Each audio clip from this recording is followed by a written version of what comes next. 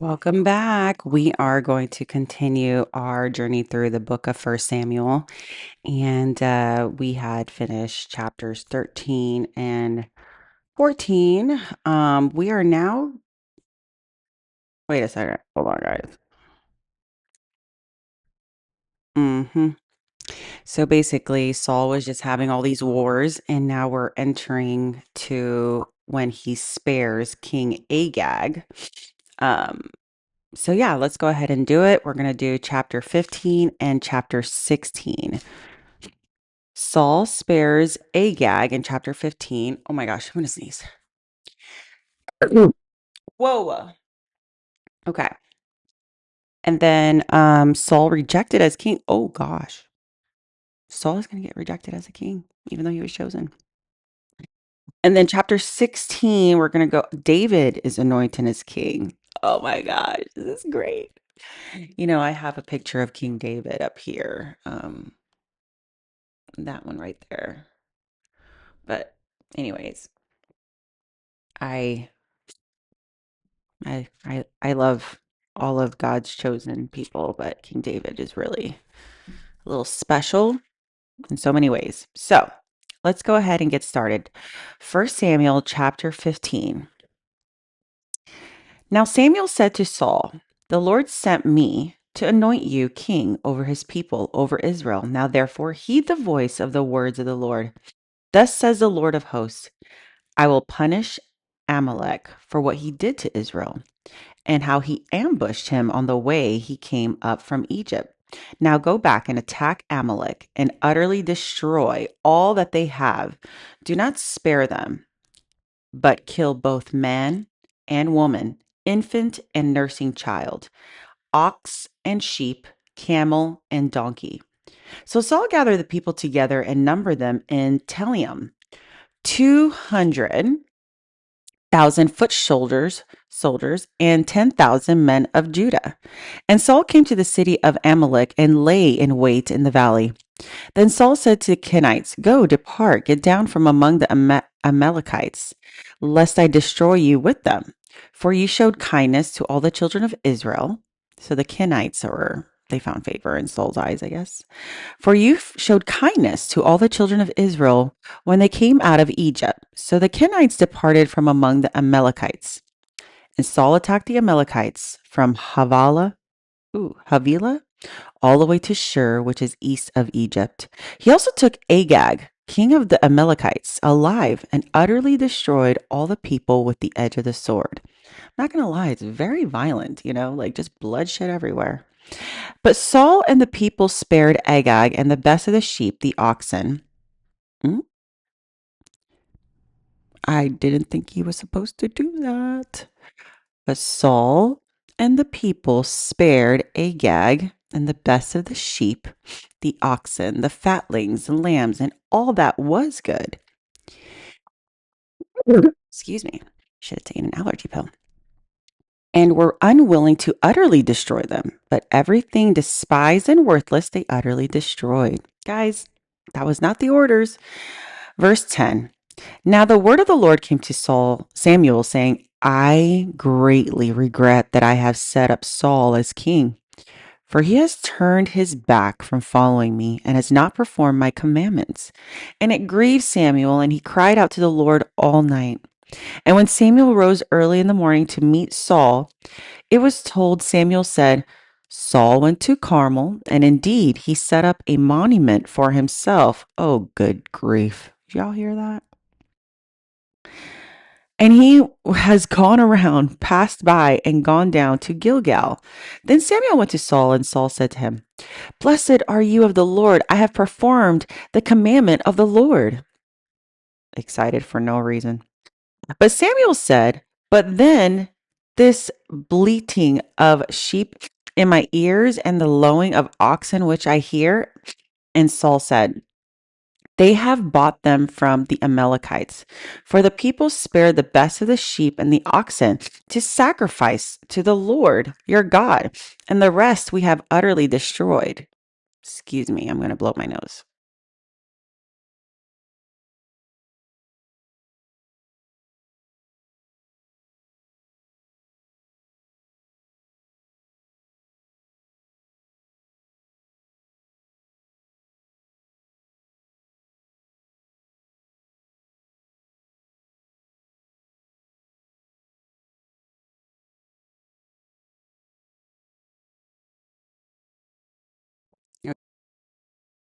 It was a little dramatic, but okay. Let's get back to it because right now Saul is trying to say that like, hey, listen, I did a good thing, right? Right? I literally I literally got animals to sacrifice to God. Then Samuel said to Saul, "Be quiet." Oh, geez, harsh, but whatever.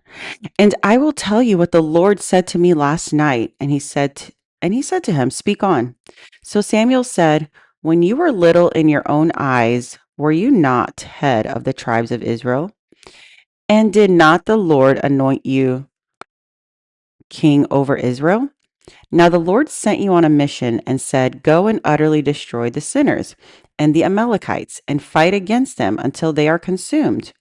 Why then did you not obey the voice of the Lord?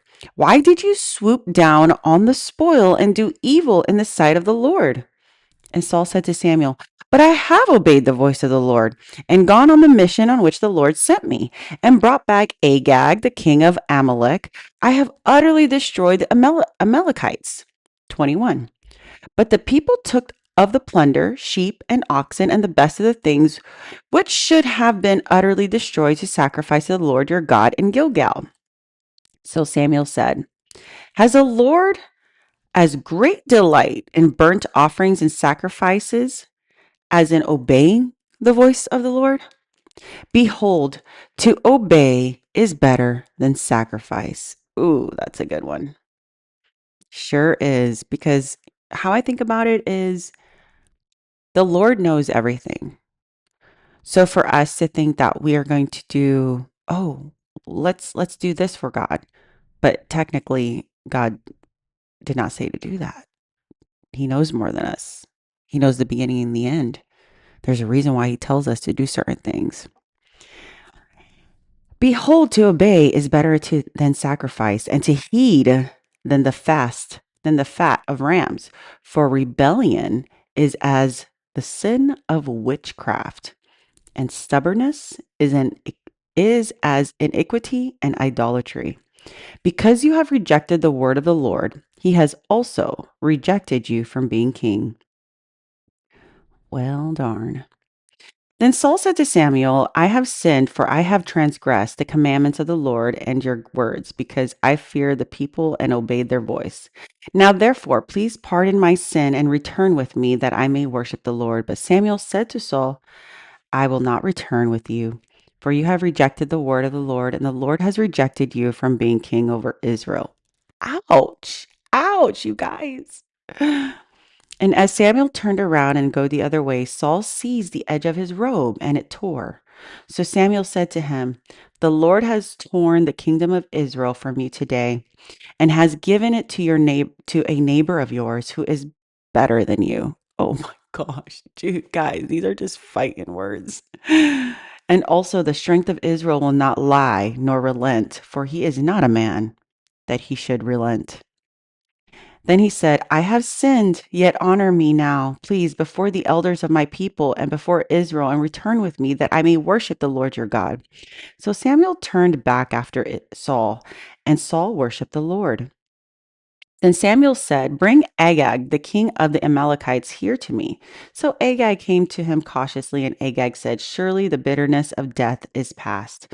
But Samuel said, "As your sword has made women childless, so shall your mother be childless among women." And Samuel hacked Agag in pieces before the Lord in Gilgal.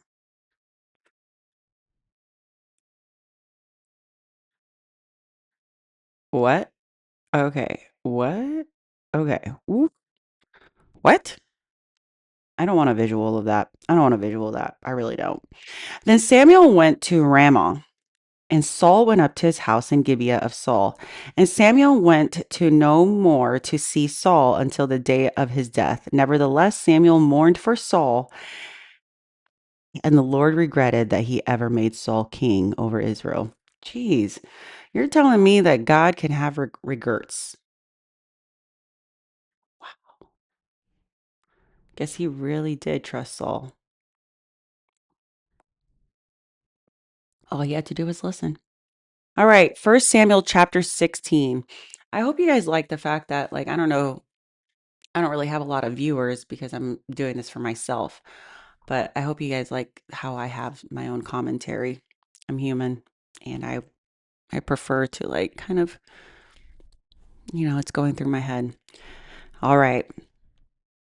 David is anointed king in this chapter, guys. First Samuel chapter 16. Now the Lord said to Samuel, "How long will you mourn for Saul, seeing I have rejected him from reigning over Israel? Fill your horn with oil and go. I am sending you to Jesse, the Bethlehemite, for I have provided myself a king among his sons." And Samuel said, "How can I go? If Saul hears it, he'll kill me."